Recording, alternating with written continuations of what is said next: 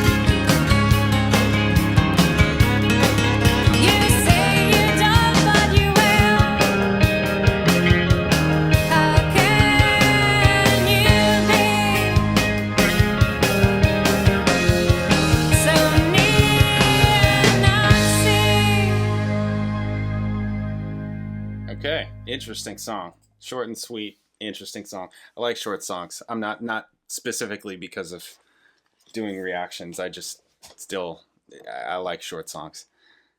There's something about them, short and sweet, Beatles kinds of things, stuff like that. I like short things because it makes you want to play it again. If it's good, it's interesting. This is interesting. So the thing that sticks out to me about this versus the other track is that the piano, even though it's not super loud, is kind of leading. It's kind of leading the way. And she's playing piano, right? She probably wrote it on piano. There's also another piano player. Okay, Dennis Drew plays piano. Hammond organ, piano, keyboards, accordion. Okay. But even regardless, if she wrote it, she probably wrote it on piano and just had that stuff out, and then probably came in and played it for everybody, and then they came up with their parts. It's probably what happened. Potentially. I mean, we'll never know. But that's probably potentially an idea of what happened. Can I tell that it wasn't written by committee? No. No. No. Not specifically. There's no, I mean, I know, so the thing that I pointed out, which is the piano, tells me like, okay, that's like the only clue to me, is that there's the piano in this track kind of is leading more, even though it's way in the background. It's not super out front, but just what they're doing, what the piano is doing, is very just. If you stripped the entire song, like all the instruments away, and you only had the piano and the vocal, that's how she wrote it. It's not like a really specific part kind of thing. It's just kind of laying out the changes. There's a little bit of specific stuff in that first section, right, where there's like the drum hits, right, and everyone, that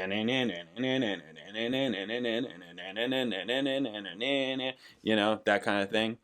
There's a little bit something more specific there, but you can tell that, like, okay, if you only had the piano part and the vocal part, and she played it for everybody right there, how they would come up with the parts that they came out with on their instruments. So, makes sense to me. But I mean, if you didn't bring all this kind of information up and I had no idea who wrote what, you're not gonna know. You're not gonna know. You're not gonna have any idea. Not unless maybe you really, really know the songwriting of somebody specific, and then you can make a more educated guess. You know what I mean? Like if you really know Natalie Merchant's songwriting, then you may be able to guess like this is more a song that she would write because it has more of the tools in songwriting that she uses and she utilizes. Different things like that. Like if she tends to use certain kinds of harmony or certain kinds of changes, certain kinds of intervals, things like that. Certain kinds of sounds, right? In terms of like harmonic sounds, things like that. Then if you have that information, I don't have that information. I don't know a ton of her writing. So, but if you do, then maybe you could tell. And you can make it would still just be an educated guess, basically. A more educated guess. So, because I mean, who would know? You never know. Did Justin Bieber write all those songs? Did, Rihanna write all those songs? Or is there like 20 songwriters? And they only got credited as a songwriter because it's their voice on it. But they didn't actually write anything. Right? That happens constantly. Constantly. So, you never know. You would never know. That's why you got credits. That's why you got to look at the credits. That's why like the digital stuff and Spotify and all that is a little bit more difficult. Like having the credits there, it's just not, it's not the same. It's totally not the same. So anyways, cool. Yeah, these are two cool songs. I like them. They have an interesting sound. Kind of, it kind of sounds, they kind of sound, I mean, yeah, adult contemporary, but it's more than that. It's like they kind of sound like it kind of sounds like smart music. Does that make sense? Kind of sounds like it's like smart pop music. Is that part of adult contemporary? Maybe, kind of. Maybe. Could be an aspect of adult contemporary potentially. It's cool. I dig the song. It's cool. That's is there anything else that I need to touch on?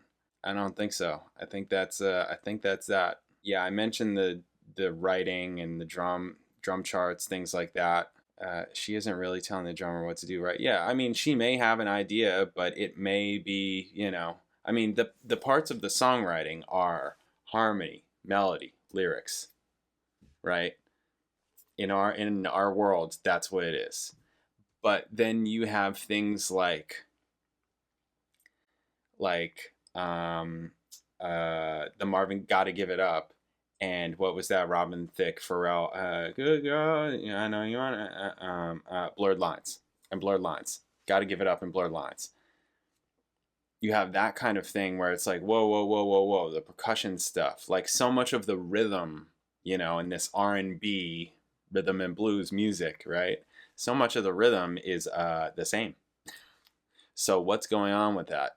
How come your track can have the same kind of feel and rhythmic content as my song, which I wrote decades earlier, right?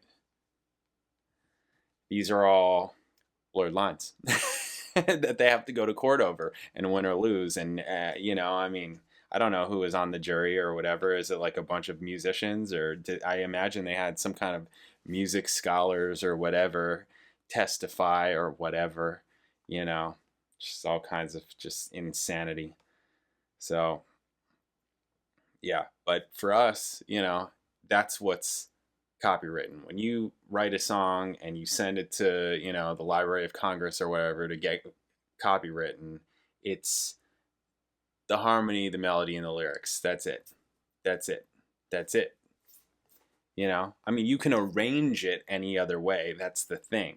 You can take one of these songs or any song and arrange it some different way. I mean, you see it all the time. You can look on YouTube of like, okay, look up like, let's just take something like Beast of Burden cover. You look that up and you find somebody who like totally flipped it on their head. No different than Postmodern Jukebox or any of those kinds of, you know, they're just rearranging it. Song is the same though. Song's the same. They're just rearranging it. You know, they may change some things with the song, like make their own creative adjustments for their arrangement, but far and wide, the majority of the song, it's that song, right? So, harmony, melody, lyrics. You can change the harmony, you can reharmonize songs, right? That's a thing. You can totally reharmonize songs, but if the melody is still there, for the most part, you may have to change a note here or there depending on your reharm, you know, or you know, and the lyrics are still there. Like that's the copywritten piece of music. That's just how it goes.